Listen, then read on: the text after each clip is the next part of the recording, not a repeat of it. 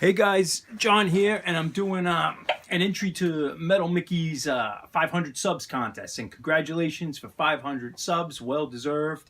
And I do not have a bathrobe, so I just put the scarf on because this is kind of like what Metal Mickey would wear. But Mike's got a great channel. He's probably one of my favorite personalities in the whole VC. He's just a joy to watch and listen to, even if I'm not interested in what he's talking about or if I disagree with something, which is seldom. But I just enjoy him. He's got such a great personality. I think he's really talented, and I think Mike, I think you'd be a great like television host, like doing documentaries or a travel show or storytelling. You've got a soothing voice and just really intelligent, engaging personality. I enjoy it. I love your channel, and congrats and keep going. But 5 questions, and the first one was a band that should have been bigger, or you thought would have been bigger than they were. And this is kind of a cop out, not a cop out, but it's not really following the rules because it's not really the band. But I'm picking the Black Sabbath Ian Gillan lineup. This band, this lineup is what I'm picking. This record I think is absolutely phenomenal. 1983 Born Again record, and I love the cover. I mean, a lot of people didn't like the cover because it's too over the top, but I saw this when I was a kid, so it's ingrained as just a normal metal album cover.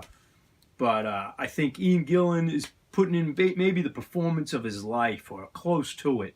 He's just absolutely over the top screaming, and he's really into it. And Bill Ward's still in the band, and I know they toured with Bev Bevan from ELO during this era, who's another Birmingham boy. But Tony Iommi gets rid of like that whole pentatonic kind of doom sound on his guitar, and he ups it and moderns it, and he's doing almost like Slayer guitar solos in 1983. Just he's really over the top too. But the songs are strong.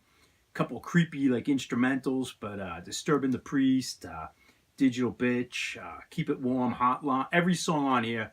I think this album should really be considered a classic heavy metal record. It's in my top 10, sometimes top 5 best heavy metal records of all time.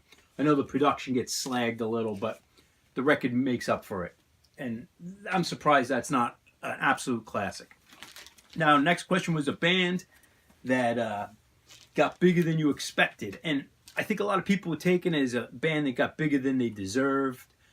But I think you just said a band that you didn't expect to get so big. And I'm going to pick kind of off the beaten path, but the Misfits. When I was a kid, we started getting into the Misfits, delving into what we consider like obscure punk rock. And it was right around when Cliff Burton wore the Misfits t-shirt. And I don't know if we discovered the Misfits because of it, but it was right at that era when we would discover more obscure punk bands instead of just the Pistols, the Ramones, and the Clash, and like we were getting into Fear and Black Flag, and the Misfits were one of them. And I would never have guessed that this broken up, kind of sometimes out of tune, sloppy horror punk band with a killer singer, great hooks and stuff, but I would have never expected this band to become like legendary status in like late 90s, early 2000s, and touring with not all the original members without Glenn Danzig, and kids, the t-shirts are everywhere. I couldn't go down the street without seeing like a 12-year-old kid wearing a Misfits t-shirt, and every bar you went to, someone would be wearing a Misfits t-shirt, and I would never have guessed that the Misfits would have became that big years after their breakup. And this is the Walk Among Us that's on the Ruby label, if you can see that. This is from like the late 80s. This is not an original. I think this is like distributed by Warner Brothers, but that's the Misfits. A band I've not listened to all the way through, and I have a lot of albums like rock genre, new wave, that I just don't listen to the records or never listen to besides 1 or 2 songs. But as far as metal, most of them I listen through, but here's one I've not listened all the way through. This Candlemass Live, Reish, I think it's from like 89, 90. I put it on, I wasn't in the mood, it didn't move me, and I'm just not in the mood to hear this live album by Candlemass. One day I will, when I get into a Candlemass kick and I go through some of the records. It even looks like 1990, the cover, but Metal Blade Reish from, I don't know, 2014. Not listened to it. Maybe I got through one side. And even that, I probably skipped some of the songs. an album that brings back really good memories or happy times. I'm going to go off of the heavy metal genre. I'm going to go back to the mid-90s, probably 1996, when we were really into rockabilly, and I was in the scene, and the American scene was meeting up with the English scene and the European scene. And this record, I do not have the cover for it, but is the first release by Johnny Bach and the Moonshine Booze. It's kind of like a super group of guys, a British band, and it was just a great record on the dance floor. And I had a promo copy sent to me, so I do not have the sleeve. I always meant to get it, but never did. It's got a press release from the record label, a little note in here. Hope you can dig this, cats. Some personal stuff.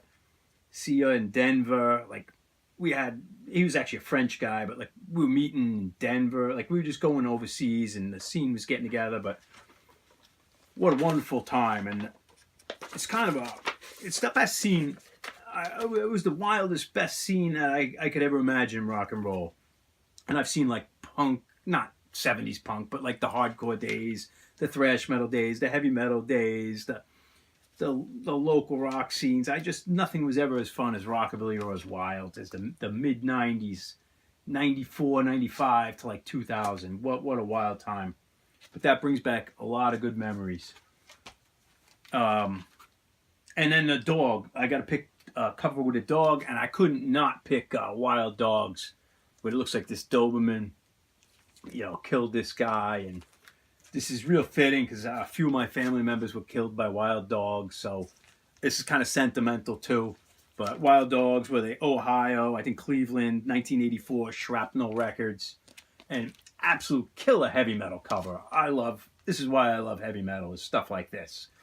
It's done a little tongue-in-cheek, but it doesn't have that sarcasm of punk rock. It's like they want to make a sick cover, a cool cover, a shocking cover, and have fun.